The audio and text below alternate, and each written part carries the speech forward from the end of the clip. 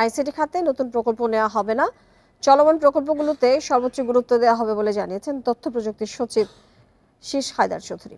সোমবার সন্ধ্যায় রাজধানীর ধানমন্ডিতে আইটি খাতের ব্যবসা প্রতিষ্ঠান কম্পিউটার সলিউশন আয়োজিত অনুষ্ঠানে তিনি একথা জানান।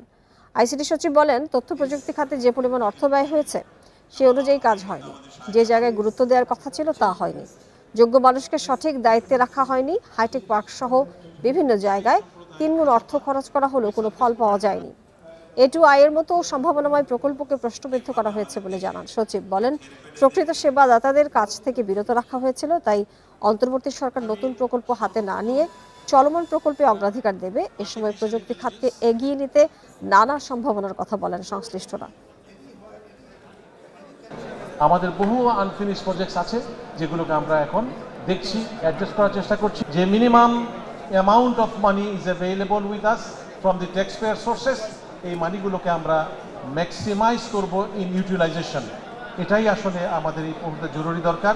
সুতরাং নতুন কোনো প্রকল্প হয়তো নেওয়া হবে না, তবে ম্যাক্সিমাইজ করা হবে এক্সিস্টিং যে প্রজেক্টসগুলো আছে।